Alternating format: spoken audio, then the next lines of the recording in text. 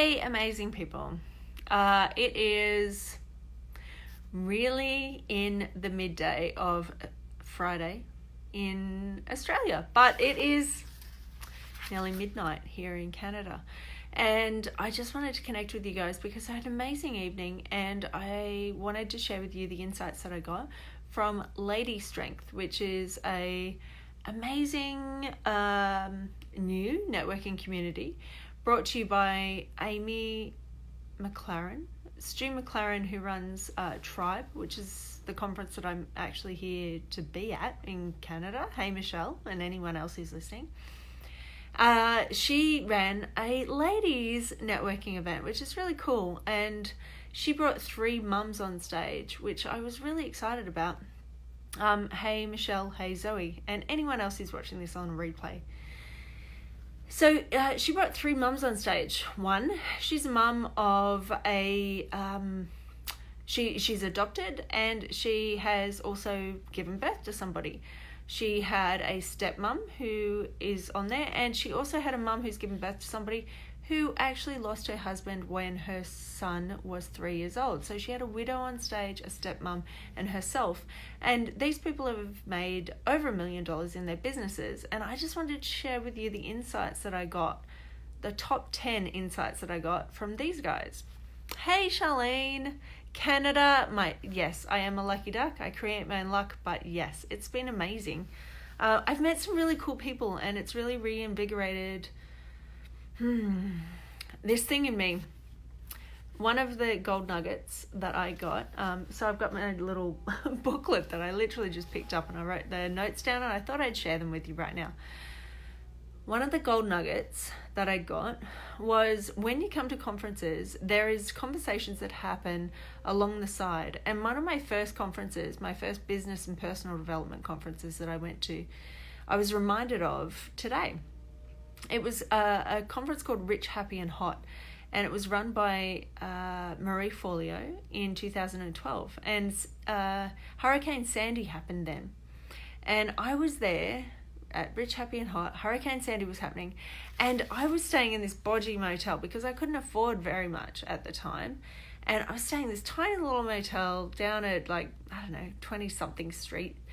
And 2 of my friends had come from Australia, and now those 2 friends have gone on to hang out at Necker with Richard Branson and do a whole bunch of really cool stuff to change the lives of the people that they serve. And they went up to 42nd Street and they invited me up to their apartment, their suite on 42nd Street in the middle of Hurricane Sandy, and I got to see what it was like to be around people who were serving their tribe, who were really serving the people that they serve. I was there for a conference, but what I got on the outside of the conference was these little gold nuggets of the way that people are in their business. And I just served, a half a dozen people who were at this event, and I got to talk to them about the way that they run their businesses, opportunities they might not have seen before, insights that they might not have seen for their particular clients. And this is the thing, you guys are in practice, but there's so many people out there that are running businesses, women who are mums, who are running their businesses and are coming to these events, doing what it takes to come to these events to change the life of their families as well as the people that they serve. So I had an interior designer, a leadership coordinator, a social media manager, and another woman who does styling. And it was so cool to sit at a table with all these different people and be able to share what works and what doesn't work with creating a community and doing business differently to look after your people and your family. So hi Charlene, hi Anne-Marie, hi Kira, nice to see you. Hey Michelle, no, you're right, it's not about luck. You're amazing with the wonderful, thank you so much Michelle. Yeah, and sometimes it's not about luck, and sometimes it's about the opportunities that you create, and going to events like this creates opportunities. So I wanted to share with you my 10 insights, and I put numbers down here to make sure that I got onto it. So number 1, Amy Porterfield runs social media marketing that works. It's one of the biggest podcasts on iTunes and on other programs, and she's amazing. And if you haven't watched or listened to her podcast, she also does video for her podcast now. She's extraordinary, and her most recent one with her husband Hobie was awesome. I really loved listening to it. And so she was there live, and if you watch my Instagram stories, then you'll see a little bit of her on there. Amy's insight was that she has miracle mornings, and it's one of the books that I read that I talk to a lot of my mentees about. But her miracle morning is she gets up at 5 a.m. now. She was never a 5 a.m. type of girl, but she gets up at 5 a.m., journals with her dog on her couch. At 6 a.m., she has a dash of breakfast, and at 7 a.m., she does her workout for an hour. Her workout is non-negotiable, and the thing is, she meets with lots of her mentees at 7 a.m. or 8 a.m. and now 9 a.m. And it's a non-negotiable for those people. Once a week, they meet with her and they connect with her and they talk to her. And it's a non-negotiable. They get their insight, they get their pump up for the week, they get their motivation. And what she realized is she's not getting it herself. So, I'm just getting room service. So she wasn't getting it herself. Thank you so much.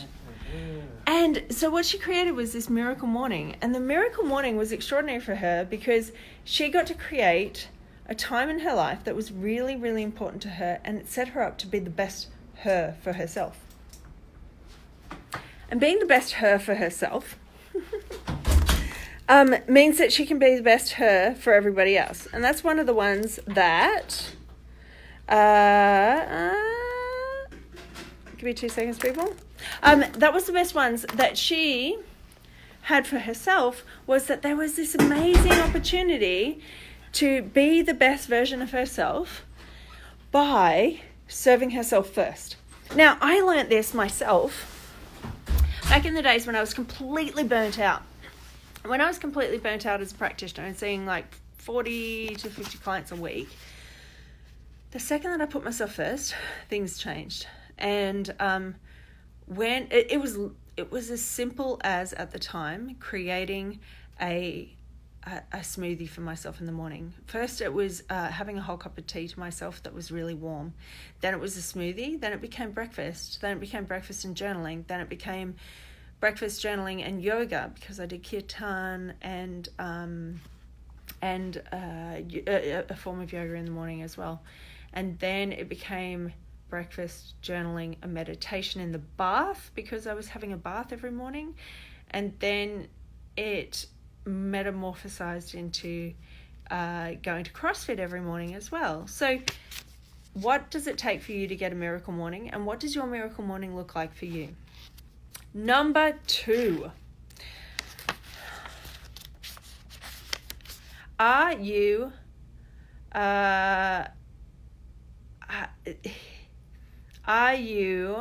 doing the things that are in alignment with you? What is it that is actually in alignment with you? So this is the thing about running a business and creating a practice that is based on somebody else.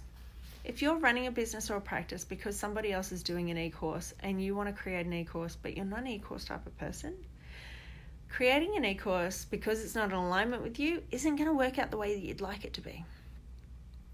If you're a person who goes into practice and just wants to do one-on-one things and one-on-one is your thing, then expanding into online consults might be a thing. If you have a background in teaching and you want to do one-to-many, then do one-to-many. This is the thing. What's in alignment with you? What have you loved that's in alignment with you? And what can you do that's actually going to feed your strengths and your actual interests in a way that you could help somebody else? So massive, big one. Learn about yourself and what drives you, not going into comparisonitis when it comes to being on Instagram or Facebook and checking out everybody else's feed or everybody else's website or everyone else's blog and thinking, oh, I should do that thing because they did it. What's in alignment with you? What do you love to do? And then experiment with it. That was one of the biggest ones. Next one. This amazing other woman who was here, her name's Shaw, and I can't remember what her surname was, but she ran one of the biggest wrestling organizations in the UK, which is really interesting. And so she ran a business, and she really wanted to do the same thing that I was just describing. What is the right business model for you?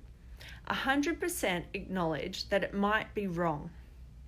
You're trying on something like you're trying on clothes when you're a teenager, and it might not fit you. It might be wrong, and you might see it as a dead-end road. If it smells like a dead-end road, if it sounds like a dead-end road, and if it looks like a dead-end road, it probably is. So stop and pivot. That was one of her biggest insights, which I loved. All right, next one is Amy Porterfield was talking about it takes 18 months to do an experiment. Huge deal. We try out, and I did myself, I tried out an e-course. The first time I tried out an e-course, I thought, yes, I'm going to give it a crack, and it's going to be the most amazing thing in the world. It's going to serve so many people, and 3 people bought it. I spent $8,000 on getting this e-course up and running, and 3 people bought it. Hey, Anita. Hey, Jackie. And at the time, and I've told this story a lot at NatX and other places, at the time, you know, I was spending little bits at a time, and then I was thinking, yay, I'm just going to get it out to the world, I'm going to make my money back. And I literally served 3 people. And those 3 people got a lot out of it. But because I felt like such a failure, I didn't put it out again. And what Amy Porterfield was talking about is put it out at least for the next 18 months. Figure out what worked, figure out what didn't work, pivot, and do something differently. Present it in a different way, and serve the people who are out there that are waiting for you to serve it in a way that is in alignment with them, not the way that you did it the first time. So, yeah, that was amazing. Next one. The myth that you might need a magic number in your group, in your email list, or elsewhere to get people to buy things. And I've come across this idea. Awesome, Kira. Awesome. I'm really glad that you're loving the info and ideas, and I'm really excited for the stuff that you're creating to get out to more people. So the myth, I need a magic number in my free group, in my email list, in my world, in my sphere. And when you need this magic number, you're dependent on this magic number to make a certain amount of money. The thing is, the magic number doesn't exist. Even though it is a numbers game, there is a percentage, a 10% kind of conversion that happens when you actually go human to human and heart to heart. And this is the beautiful thing about going to a lady strengths conference and a lady strengths conversation. We talked about heart to heart, not head to head. And when you're connecting heart to heart, your percentages go up. It's the same as when you are sending out a newsletter and you're actually sharing part of your life and part of your heart and part of your wisdom. Something changes for people, and they will be on board in a way that you wouldn't have if you were just sharing the most recent scientific research or all that kind of stuff. And a lot of you guys, like I've even just seen 5 people just dropped off the live because we're so ingrained in thinking about the science side of it. We're so ingrained in thinking about here's the newest knowledge, here's the newest thing. But when we're connecting heart to heart, there's a really different thing that happens. We get really vulnerable, and it's really, really scary to get vulnerable. But the people that we are talking to, it allows them to get vulnerable too. And it changes the way that they look at their health and their well-being. And they can really get okay with not being okay in their health and their well-being. So it's not about a magic number. It's about speaking heart to heart. I think it's gold. Amazing little tip for you guys. Hey, Lisa, nice to see you. And anyone else who's come on board or is watching this on the replay. All right. Somebody else. So Shaw and Amy were talking about 80% of their revenue actually comes from their group. So 80% of their revenue doesn't just come from an email list. And in the online spaces, we think about it as an email list. On the offline spaces, if you're a practitioner who runs a bricks and mortar business, you'll think that 80% of your revenue actually comes from offline consultations. But there is the possibility that it could come from an online Facebook group or some other format where you are connecting with your tribe online. So if you want to be lifestyle orientated, if you want to have a business where you can travel, then you have the opportunity to actually make a lot of money if your connection to your tribe is online. So I found that amazing, 80%, and they were actually tracking it and gave us some data about that. So next little insight was, this is a good one. If it doesn't serve me, it doesn't serve my community. This rang true so hard for me. It was extraordinary. And again, some of you guys are going to resonate and some of you guys won't. But in my practice at Inspirational Health, if it didn't serve me, it didn't serve my community. And this is the thing, I didn't think about it at the time, but me not having lunch doesn't serve the people who come after lunch. Me not having lunch after the first 3 people I see of the day, and then I've got 5 people left, doesn't serve the 5 people that come after that. On a next broader scale, if I run a workshop that isn't in alignment with me and I talk about SIBO and all I really, really want to talk about is just the microbiome, then I'm not serving the people who are coming to that. The same thing happens if I run a retreat and if I'm not doing the thing that is actually really floating my boat at the time, then it's not going to float the boat of the people who are there. Do you get that? If you do, put a like in there, because I'd really like to know that that's resonating, because it was a really big thing for me. All right, next one. Invest more than you can afford, but not enough that you can't pay the rent. So this is the next step. When do you invest in somebody who can help you with your practice? When do you invest in a receptionist? When do you invest in a bookkeeper? When do you invest in somebody who's looking after your social media? If you really suck at social media and you don't want to do it, what's going to happen then is in those different places and spaces, it's called a touch point when it comes to marketing. In those touch points, you're not going to be able to serve the people that are coming to you at those touch points. So if you paid somebody, they would be able to serve them 10 times better than you, because you're exhausted or because you're tired or because there's a whole bunch of other things that are happening. So invest more than you can afford. So this is the thing. At the time when you think you need somebody to come on as a staff member, you really need them to come on as a staff member. But you're ignoring the fact because you don't think you've got enough money for it, right? So you need to invest more than you think.